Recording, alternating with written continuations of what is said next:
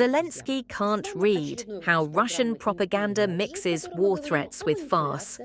In the latest episode of his program, Vladimir Solovyov showcases a familiar cocktail for Russian television: mockery of the Ukrainian leadership, the criminal drama surrounding Igor Kolomoisky, direct military threats against Ukraine, and contempt for European leaders. For European readers, it's important to understand that behind the superficial clowning lies a rather clear political message. The war could expand, Ukraine is supposedly doomed, and Europe is weak and hypocritical. 1. Normalization of threats, Sanitary zone, strike on the Black Sea, and Agrarian Puddle. The most alarming segment is the discussion of a possible escalation of the war. Quoting former Ukrainian MP Mosiychuk, Solovyov describes scenarios, as if from a distance, that are effectively presented as realistic options for Russia's actions. The creation of a sanitary zone in the Chernihiv region, with access to positions from which drones can cover Kyiv. Cutting Ukraine off from the sea, destroying port infrastructure, turning the south into a desert without the mandatory occupation of all cities. The prospect that, as a result, Ukraine will become an agricultural puddle for grazing cattle for decades, deprived of normal exports.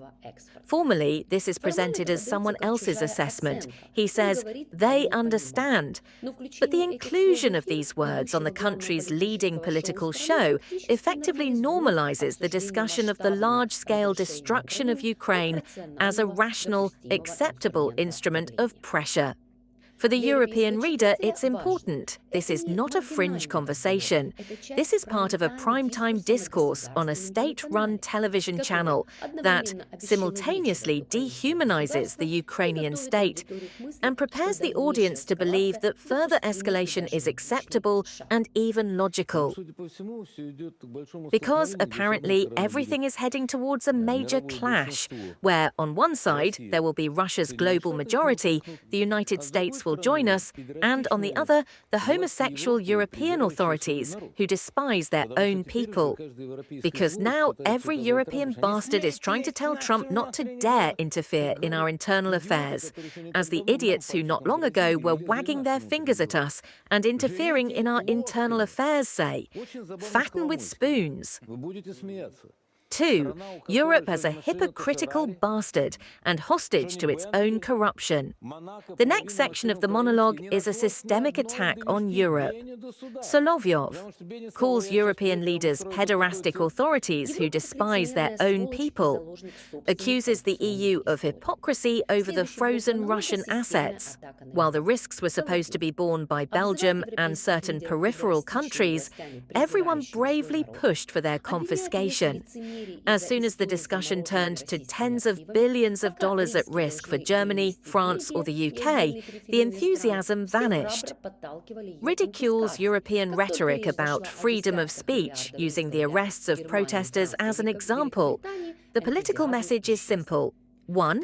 Europe is not prepared to pay for Ukraine out of its own pockets, only to shift the risks to others. 2. European institutions are no less corrupt than Ukraine, yet they pretend they have the moral right to teach others lessons.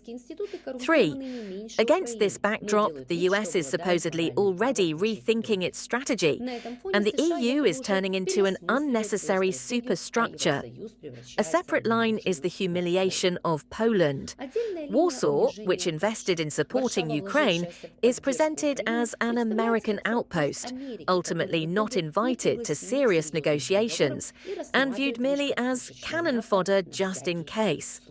3. The US and Trump, potential partners irritated by Europe. It's interesting how Solovyov plays with the new American strategy, in which, according to his interpretation, the EU is effectively listed as a problem and enemy eroding nation states.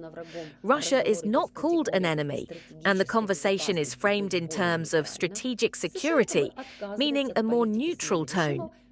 The US is supposedly abandoning its policy of regime change, acknowledging the failure of color revolutions. Against this backdrop, Trump and his team, Rubio, Vance and special envoys, appear as pragmatists willing to negotiate, people who, if not friendly to Moscow, are at least uninterested in continuing the European line of Russia's strategic defeat. This creates the image of a future grand bargain without Europe. The US and Russia can supposedly agree on a regional solution, while the European Union, with its fears, discord and corrupt institutions, appears superfluous.